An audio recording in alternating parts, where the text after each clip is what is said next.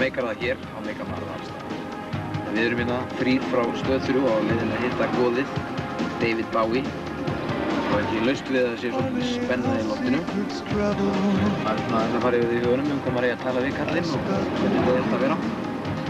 En með guðslukku þá blessast hann nú allt.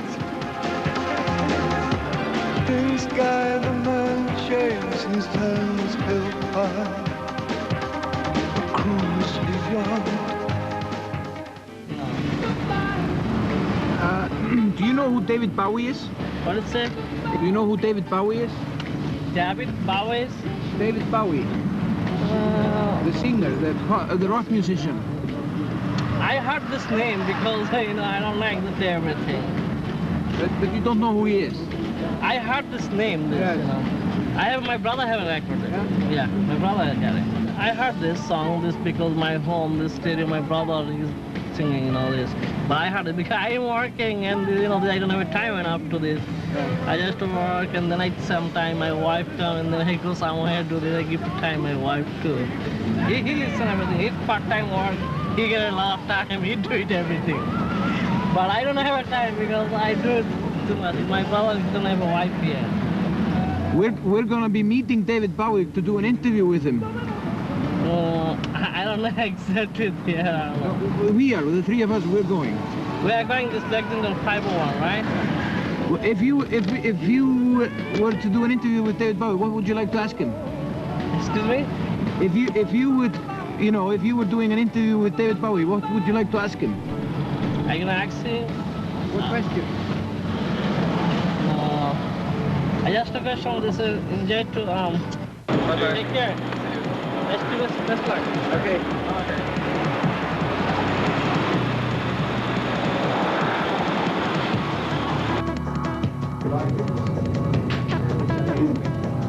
Maybe a little bit.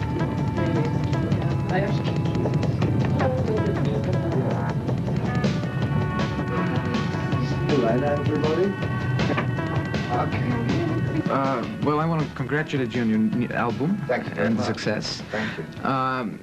I heard there's some, you know, very interesting ways that you had of working in the studio. Could you tell us a little bit about that? Ever since Brian Eno and I first got together, I think the one thing that created the chemistry between us is that we weren't willing to approach things in an orthodox fashion. I think that we virtually decided on the kind of atmosphere that we would wish to produce first, and then found different ways of working to achieve that atmosphere. And one of them is improvisation. Another one is almost character playing, where we demand of the musicians that they become certain characters that are dictated by little flashcards. And not one musician will know what the other musician's card says. So they're approaching the music with this kind of character response. And what happens is that they go into the improvisation from a very different place than they would have if you just said sort of, why don't you guys just jam, you know? Right. Do you keep charcoal and paper for the musician in the studio, is that right? Yeah, I mean, for me, the visual arts are as important as music. I've painted all my life, and the last few years I've been just taking it all into the studio, and I just paint and draw while I'm in there as well. I just find I want to get away from the feeling that studios are kind of sound factories where you have a job to do and a deadline to keep and all that. So I try and make more of a work, almost a workshop, a kind of a creative workshop out of the situation. And I think it produces, you have a lot less inhibitions when you work like that. The next bit is, I am with Nay, hey. Okay, 1, 2, 3, 4. I am with Nay, hey. Was the reunion of you and Brian Eno, was that a happy one, a long-awaited reunion?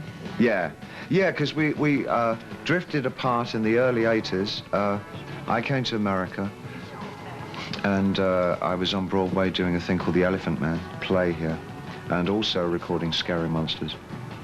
And Brian decided, I think around the same time, to take a sabbatical in Thailand, and he went over there for, I think, almost a year. And our paths kind of didn't cross again until the very early 90s, when he came to my wedding with his wife. And we started immediately talking about what new exciting avenues there could be in music.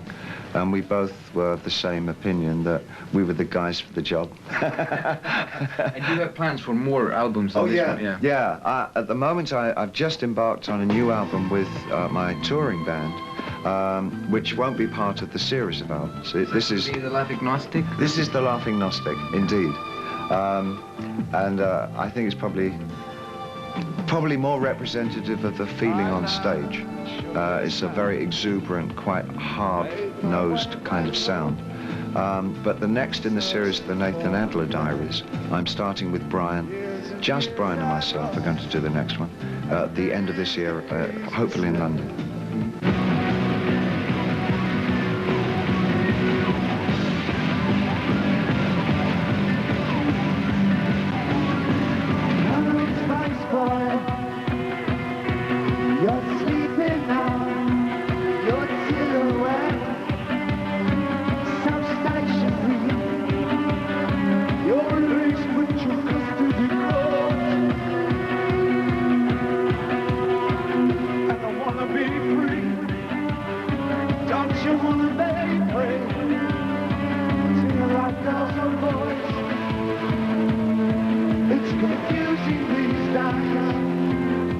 So someone from your staff told me that you're gonna develop your concerts into some kind of a theatrical event, maybe.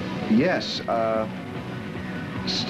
we've had communications with somebody who I think is really a fabulous director, Robert Wilson, an American director who's really best known for his so-called epic monumental theatre, and he's agreed to work with us on. Hopefully, it'll be between 4 and 5 albums by the end of the 90s, and recreate the whole thing as a piece of theatre for the year 2000. So, that's kind of long-term thinking.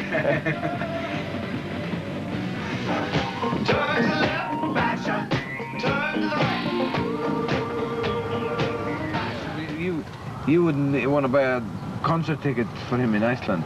Yeah. No interest? Yeah, that sometimes is I'm interesting. Yeah. I'm a musician. You are a musician? Yeah. What do you play? I play accordion. Accordion? Accordion. I am from Uzbekistan. Uzbekistan? Yes. So how long have you lived here? I am 3 years. 3 years. In the summer it is 3 years. Okay, if you get the chance to pick one question to ask him in the interview, what would you like to ask David Bowie? What kind of question would you ask him? Why was he wearing these fancy clothes? Yeah. Your appearance has always been somewhat theatrical with costumes and look, and then you also don't, you had your fling at movies. Did you never want to go further into? No, music's movies rather an incredibly vegetating experience. I don't enjoy being an actor. I've not got any commitment to acting. I've been fortunate that a number of really good directors have asked me to do, often as not, cameo things in their movies. And I think that I would never turn down the opportunity to work with the director whose sense of vision I really admire. I did the most recent thing I did was with the painter Julian Schnabel, who's just made a film of the Afro-American artist Jean-Michel Basquiat. And in that one I play Andy Warhol. And the experience of working with Julian and the rest of the cast, we had Chris Walken, Dennis Hopper, and Jeffrey Wright, who plays Jean-Michel Basquiat. And Gary Oldman was in it. I mean, it's a stellar cast. And it was a real, and I know most of them from the last few years. So that was a real joy. Put on your red shoes and dance the blues to the song they're playing on the radio.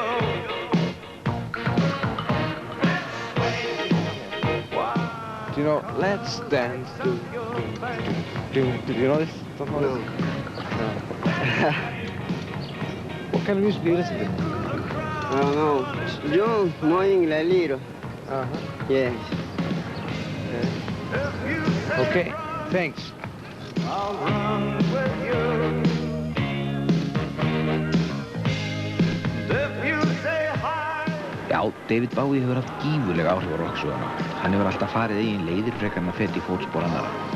Nýrómantíska kynslóðin ólst upp við mystíkina sem fylgdi persónum á borð við Ziggy Stardust og Aladdin Sane. En poptónlistin hefur tekið miklum breytingum á undanförnum misserum og menn spyrja sig hvort að rockið eins og við þekkjum eigi eftir að lifa eða á það eftir að deyja. Unfortunately, I don't think I can anymore define rock and roll. I think if you mean popular music, which I think is a much, even though it sounds very homogeneous, it's actually a better definition. It's splintered and fractured so greatly over the last 10 years that there is no one single word that can actually sum it up. So I think popular music is the best way. Whereas I tend to make unpopular music. But I think it will always have its place, but I'm not sure that it contains the feeling of mystique that it probably had to my generation, where it was actually very hard to get access to popular music. You had to tune in, when I was a kid growing up, to the American Forces Network to hear American records, for instance, and it appeared on radio maybe once or twice a week. It's so wall-to-wall carpet now that I don't think it expresses that kind of energy. Right. But how do you... So it probably changes its place on the axis, on the cultural axis of what's relevant and important to a young person. How do you like the music of today? The dance music, the hip-hop and trip-hop and all of that? Actually, that's the area of music that I find the most experimental and the most expressive. And probably if there's anything dangerous going on in music, it is in that area, in jungle, hip-hop and dance music. I think that's actually the music that I feel is the most relevant at the moment. There's some areas, obviously, in the popular... Well, there are crossovers. There are things like Tricky and Portishead and whatever. They're kind of a crossing over into a popular forum. But I always look to the more obscure musics for kind of just to get enthusiasm and keep sort of excited about what's going on. And also on the other end, again, of the spectrum, are people that I like Scott Walker. I mean, that nobody else seems to like very much. I think Scott produces some of the most extraordinary albums that popular music can throw out. I mean, he's great. He really is great. Scary monsters, super creeps, keep me running scared. Do you know David Bowie? Not personally. Yeah.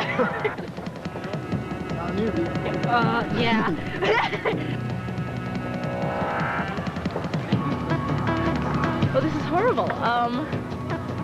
So, have you come up with a question for... Oh. Mr. Bowie? Mr. Bowie. Mr. Bowie, how do you feel about, Iman. Who's Iman? His wife. White boys falling on the bars. We're from Germany. We are tourists. I don't know. David Bowie. What kind of music do you listen to? Heavy metal. Heavy metal. Okay, bye. Now, you mentioned something regarding popular or unpopular music. To a superstar like yourself, what difference does it make when you come out with an album, whether it sells or not, or Something I had to get used to very early.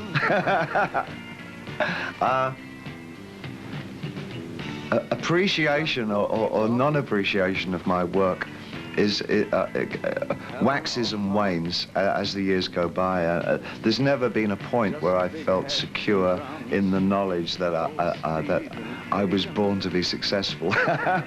But that's okay. It really comes with my territory, and I think because my priority is to continually examine what I do as a musician, as an artist, that I just have to take what comes with it, you know, and at times stuff that I do is extremely popular, and at other times it barely gets a look at. But so I guess I've gotten used to that kind of feel. I mean, right back into the 70s. There were, you know, things. I think almost my second album was pretty much dismissed. Ziggy was sort of hailed as this thing, and then Diamond Dogs. I remember that I had some major hatchet jobs on that one, and that was my first rude awakening that not everybody will always like what you do. And you go through station to station, and the Low and the Heroes and the Lodger, and all that was very much like that. So I sort of come to expect it. Yeah.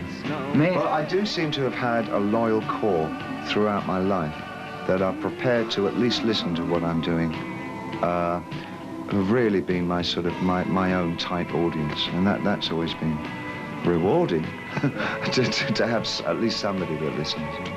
Yeah, we'd love David Bowie. Well, you got a favorite album or favorite song? Yeah. Let's dance. I used to be in the Canadian Air Force as a pilot, and some of my buddies used to fly over to Reykjavik, and they told me that Icelandic women are the best. Is that the truth? It is. Yeah? Sure is. Yeah, Mr. Bowie. Excuse me, Mr. Bowie, sir. Why did you change your I was name? wondering, why did you change your name from Jones to Bowie? Are you getting tired of that, Christian? No, actually, fortunately, it hasn't been asked for a long time. I'm sorry. Essentially, David Jones of the Monkees was achieving immense popularity at the time that I was sort of working the clubs in London, and I just had to change it to something else. It was almost arbitrary what I changed it to, but I changed it to Bowie, essentially because there was something about the idea of the Bowie hunting knife that attracted me, that it was a two-sided blade that cuts both ways, and I thought, that's sort of me-ish. That's interesting. Sort of a euphemism for who I am.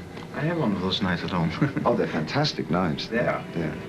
Now, I heard that you picked the warm-up act yourself. Why did you pick Look? My French is lousy, but I know that their title, the first thing that drew me to them is that the title of the band is, I believe, from a Marcel Duchamp painting. So my presumption before I actually heard the band was that they had their feet in Dadaism somehow or other, which immediately made me interested. And then when I heard the band, I thought they were really exciting. They have a dark, moody kind of atmosphere, which is not a million miles away from the kind of thing that I do. So I would imagine that there may be a very complementary kind of working situation. I think the evening will have an overall desperate, destructive despondency to it that we'll all walk out whistling.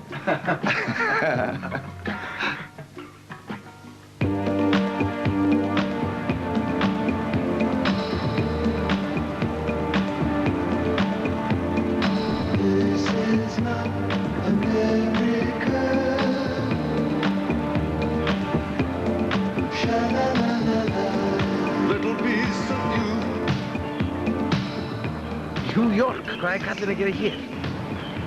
I'm doing a number of things. Primarily rehearsing for this upcoming tour. Also making I just started this week making a new album. Just with the kernel of my band, and that's Zachary Alford on drums, Gail Ann Dorsey on bass, Mike Garson on piano, and Reeves Gabrels on guitar, and virtually the five of us are doing this album. Also, other things that I've been doing here, I've been finishing off a show that I've got coming up, well, two shows actually. I've got an installation that I've got to finish at the ICA in London for end of May, and I've got a painting exhibition in Basel in Switzerland, starting at the end of May for 6 weeks. So I'm still over at a studio painting away and trying to finish that off. What else? Philip Glass is doing a second symphony based on my material. This time he's doing the Heroes symphony, so we've been sort of listening to those pieces. And Twyla Tharp is doing a ballet based on those, which debuts, I think, in September.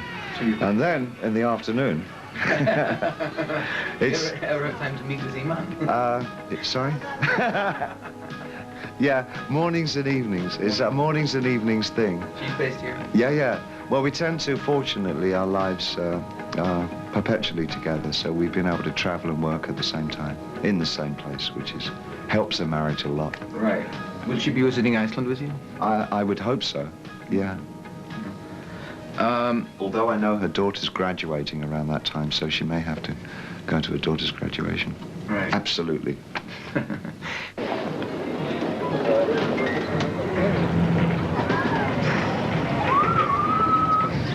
If he and Iman are going to have a baby.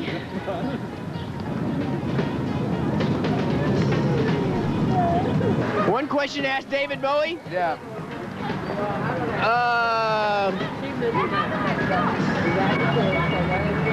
How do you pick up chicks like the one he's got?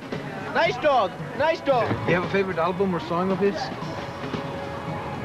Let's see, Diamond Dogs. Going down the alley on your hands and knees. I'm sure you're not protected for his fantasy. The diamond dogs are poachers and they hide behind trees. Now, you're going to be coming to Iceland in June, as we all know. Yeah. And have you ever been there before? I never. This is my very first time. Yeah. And I do know that Bjork means tree. It means, actually, in fact, it's the silver birch, isn't it? Right. Yeah, I think. And she's going to be playing the day after you. I know, that's fantastic. I hope that I'm not sure if I'm there 1 or 2 days. Right. To get to see the next day's work. Took his babies, it took him minutes, took her nowhere. Heaven knows he'd have taken anything. All night, she wants a young American. Young American, young American. She wants the young American. All night, but she wants the young American. Hvað lög ætli Bowie tæki á tónleikunum? Maður er að velta fyrir sér, alltaf tæki Young American. Þetta er fáfá. Well, some of the things that we have been doing on the last tour were we've been doing Under Pressure, Moon Age Daydream, Andy Warhol, Man Who Sold the World, and we've just started learning this week Aladdin Sane. What else did we do? Oh heavens, we did some other stuff. All the Young Dudes, and I don't know what we'll have done by the next couple of weeks. We're still working on. So there's going to be half a dozen or more, maybe a few more, that songs that people will know. Not necessarily, well, in fact, not big hits, not for me anyway. I mean, Dudes was a big hit for Mott the Hoople, but it was just a song that I wrote. I'm sort of staying away from the so-called big hits because that's not really what I want to do in my life, is just trot out big hits. But so I've chosen songs that people, Teenage Wildlife is another one. Songs that probably a lot of people will know, but aren't essentially the big sort of the so-called classic song. In your concerts, when you're playing, have you already decided beforehand what you're going to be playing next, or is it sometimes happening? Each night, well, I have essentially a list of 27 or 28 songs to choose from that we have rehearsed. And generally, during the sound check, I then choose what the program will be for that evening. So I just feel it. How do I feel that day?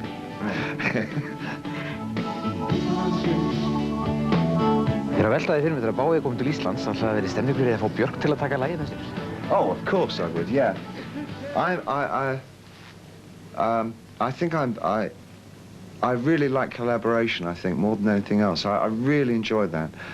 There's something that almost depressing about working on one's own. And I think the chances that I get to work with other people, I really embrace them. I like working with other people. Right. I work well with other people. I like hearing feedback from them and sort of...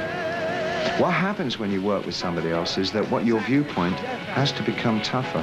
You have to really make up your mind about things because you've got to argue your point and your case with somebody else. So it's actually a defining process, and I like that. I enjoy that.